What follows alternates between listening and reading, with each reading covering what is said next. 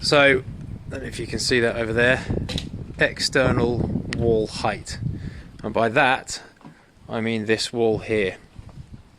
The way that I figured that height out, and it is literally just a pin with a piece of string in it, is the same way that I figured out how high to put this steel beam in, which I did in a previous video, which I'll link up here. Effectively what I did is I put the spirit level up against that there, which is perfectly plumb, and I measured inside to the bottom of the floorboards. I then added on the thickness of the floorboards, and that number was 972 mil. So 9972 takes me up to there. I took off 200 mil, which is 8 inches, which is that. And so 772 is the height from there to there. That's obviously arbitrary, but it is effectively 200 mil down from my floorboards inside the house. So I put a pin in there and I pulled a string across to a board. I put this generic board up here. I pulled the string across and I got a spirit level, and I found the exact level. And once I had found the exact level, I marked it. So that is the height that these exterior walls need to be for this, because this is going to be 2-story. It's obviously going to rise up above this here, because from this point here it's 2 stories all the way up. So what you do is you build the first floor, then you put the floor joist in, then you build the second floor. Right, it's Saturday again, and we are now, it's the day after. We finished all of this yesterday, so Saturday now we're working on the side. And what we're doing, it's because there's not a vast amount of space here and we want the head plates to overlap. We're putting the noggins in on this one before we lift it, because it gives it a heck of a lot more strength and stability, and it also means that these won't move as much at the top, so we can then secure the head plate on.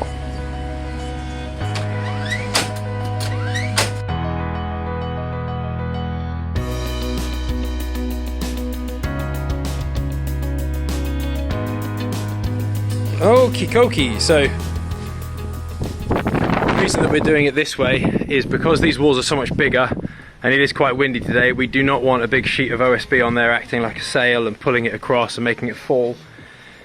So we're doing it without, and we're getting it plumb with that and level and nice and secure, which is good. It's looking really nice. Now what we're going to do is we're going to grab this string that's just attached to the wall here, and we're going to string from the corner on the outside, from the corner all the way down, and make sure that we're perfectly square.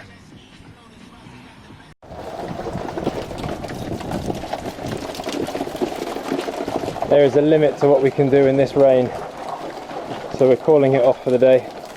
It's only 11 o'clock, we've done barely anything, barely got this wall up, but it is pouring, so we're calling it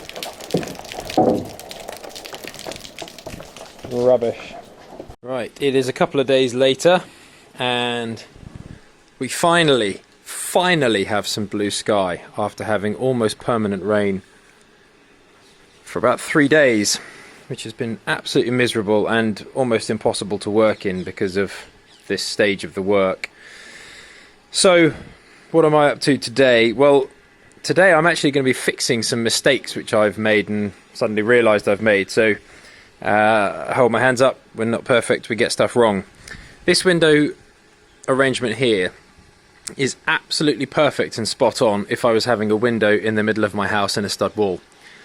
It's not what has been specified by the building, the structural engineer, because it's an external wall. Now there isn't going to be a vast amount of load placed on this because most of it's going to be going down into that wall there and that wall over there. However, I still want to do it so that it complies with what has been specified, and that means basically replicating this here. It doesn't have to be a flitch plate. There is no steel that's going to be sitting sandwiched in between the two timbers. There's not going to be a steel sandwiched in there, but it does need to be 2 8x3s held together like that and going across. So thankfully when I made this, I made that 200 from there to there. It needs to have 100 bearing on each side, so I'm going to be installing another timber up here that this will be sitting on. So it will sit across like this. You'll see exactly what I mean. That one can stay where it is. That's not doing any harm there. But I'm going to be putting another one in. I'm going to be chopping that. I'll be taking this section out, and I'll be replacing it with 8x3s, two 8x3s that are butted together. Also on here, I'm not sure how I didn't notice this. I mean, it's literally right in front of me. Over here, I've got I need to have an opening for a doorway. That doorway that is sat right there, and I still didn't remember or put it in. I don't know. I think it was the weather that threw me off. Anyway, no excuses. I'm going to be installing that door in this. I'm going to be creating a doorway for this here at the right point, and then I can carry on framing the rest of that. But for now, I've got some mistakes to fix. Alright, so I've taken all of this out, overcut, so you can see that cut there is in line, so it will be 200 bearing down. The flitch plate will end there. I'm calling it a flitch plate because it's a double header, and then this new timber will come up and sit on the other side of it, same as I'm going to do down here. So there'll be a king stud that wraps down there like that, and then the same again on this side. Those are perfectly in line, and then I can stick the OSB back on from the front, get that top header on. I can move on. So I'm going to lift this up in place now.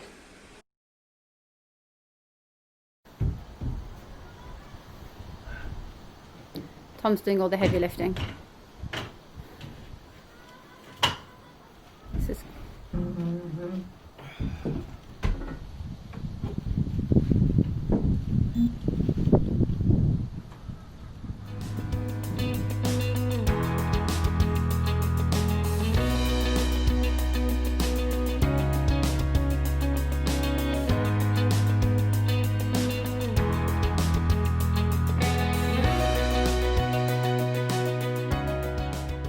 back to where I was before. This here, that there, you can see I've got two jack studs here, 100mm bearing as specified, and then the king stud on the side there. This goes across nice and level, and then I've got two jack studs and a king stud as well. Head plate on top, same, it's basically exactly the same as this over here. I'm going to add in a king stud later once I've taken out this brace here, and I'll do the same on the other side. Right, now what I'm going to do is I'm going to open up the space over here for that door over there.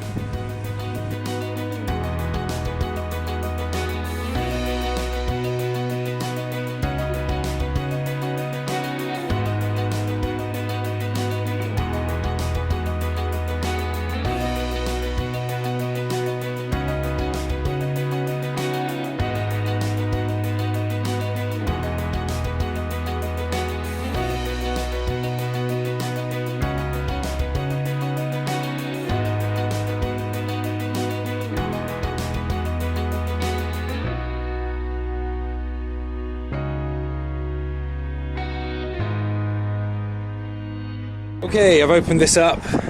Just got to put two noggins in there like that. In fact, actually, I think I can just get away with just putting one noggin in, to be honest. That double header plate is a doubled up 8x3. It's going absolutely nowhere. So it's 8x6, super sturdy and strong. But I'll put two noggins in. Why not, eh? And then that doorway's done, and I can fix the doorway in. Right, I know it's a slightly arbitrary point getting a door in here when you can get in through there, but it fits the frame like a glove. I deliberately left just a little bit of space there just so we had some wiggle room to get it in, and then what you do is you actually just pack that out with intramiscent expanding foam. But this works perfectly, and I've left enough space in the alleyway here for this door to open to its full capacity, which is really nice. So I'm very, very pleased, and what we've done is we've made sure that it is exactly plumb this way and plumb that way, just there. Yeah, and the bottom is obviously level because it's the sole plate, and that's on the brick wall, which is level. So this is really good. There is clearly a very big step down. We're going to be landscaping this and putting a pathway in, all the rest of it, so that's less of a concern. So yeah, one less job to do. Pleased with that. Now I've got to finish building this wall all the way down, then I can start sheet cladding it and all the rest of that. Okay, so what we're doing is we're just finishing off this run of the wall here. I've put the end plate. This is where the inside of the wall ends on the second story, and because of that we're going to be having a flitch plate across here into the wall there, and then the rest of it comes forward for the garage. So this effectively will still be forward like that, but we'll have a step, we'll have a slope, and the second story will be stepped back from the front of the house. So what I did is I measured from the front of the house back and I set a line. I then double checked the measurement from there to there, across from here to there, and then I used the 3-4-5 method to double check that it was exactly square to the house, to make sure that the brickwork is definitely square to the side of the house, and it is, so that's good. So now that we've got that, what we've done is the inside line of that fluorescent mark is the outside line of here. So this runs perfectly in line with that, like that. And then we've just plumbed it up and we've put braces on to make sure that this is dead plumb. And now what we can do is we can get basically everything set across from there and get it coming across. It's 3:30 and you can see the sun's going down. The shadows are getting very long now. I'm going to call it here for today. What I've done is I have quadrupled up this plate here. This, and the way I've done it is I have sunk in some timber locks there, 5 of them the whole way up and down, so that is really nice and secure. Sorry about the wind. And that is going to be holding up this flitch plate here. This flitch plate is the structural beam which holds up the weight of the second floor.